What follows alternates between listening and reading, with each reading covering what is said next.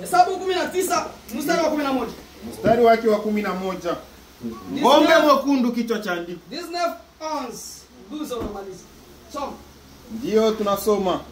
Yeye anayegusa maiti ya mtu yeyote atakuwa mwenye uchafu siku 7. Haleluya. Amen. Kama sharti wakati mtu anapokufa. Kondisio ya kwanza, mtu anapokufa usiguse maiti. Haleluya. Amen. Shuka msikini. Yeye anayegusa maiti. Asema ukigusa maiti ni mtu mwenye uchafu siku 7. Utachafuka muda wa siku 7. Atajitakasa kwa maji yale ya siku ya 3. Haleluya.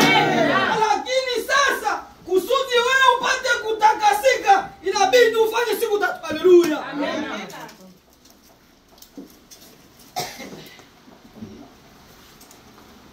Atajitakasa kwa maji yale siku ya 3. Tunamaliza 11, 12. Ndio tunashuka. Yeye anayegusa maiti ya mtu yeyote atakuwa mwenye uchafu siku 7. Atajitakasa kwa maji yale siku ya 3 na siku ya 7 atakuwa safi. Haleluya. Amen. Kama bili yangu yote. Unapoona mtu anakufa, ukipima kugusa maiti kuja chafuka. Haleluya. Amen.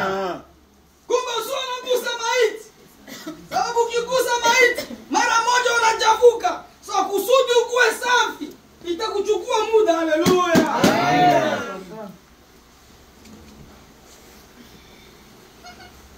So kumbe mwenye aligusa maiti hapa yote uko mchafu. Haleluya. Amen. Kila mtu uko mchafu.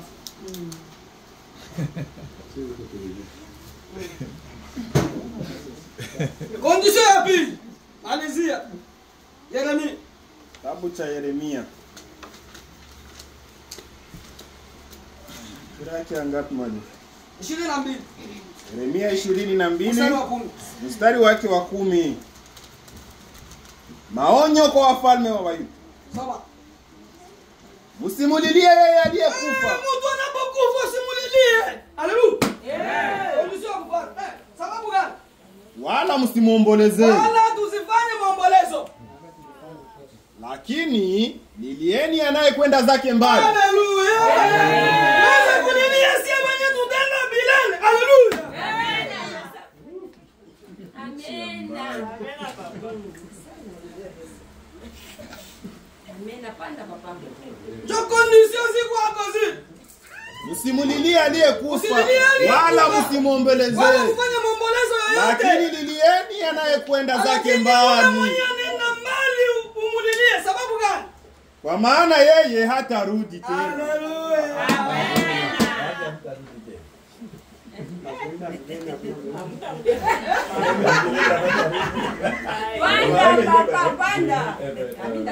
Yeye hatarudi tena wala hataona inchi ya uzazi wake. Hizo ndo condition. Ukirespekte zile unakuwa mtoto wa Mungu. Haleluya. Amen. Ni kusema unapofisha uanze kujichunguza wewe mwenyewe. Wa hii 7 hii. Hii 7 nikipima kugusa. Mimi nakufa. Mtu yuko nakufa ni humu msaba. Haleluya. Amen. Unakufa ni msaba na utafufuka ni 3. Haleluya. Amen. Ndio maana walionyesha jana kwamba kusema mtu wa Mungu akufe anaposhoneza miaka 120. Haleluya. Amen. Angali kile leta. Haleluya. Amen. Sio kama tuko tunafuatana hapa. Sana. Msimguse 10. Hapa 10 alikuwa msimguse. Ukimgusa utachafuka. Haleluya. Amen. Itakamata muda siku 3. Ndio utakasike sasa. Na kitu ya pili, hapa na kulia. Haleluya. Amen. Baba alifanya makosa. Alikuwa analia. Haleluya. Amen. Alikosea. Usilie. Haleluya. Amen. Kama nikipanda gari yangu hapa mwanzo kuli.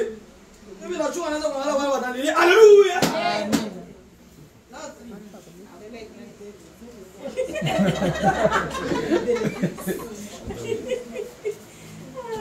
Amen. Kumbe mtoto wa Mungu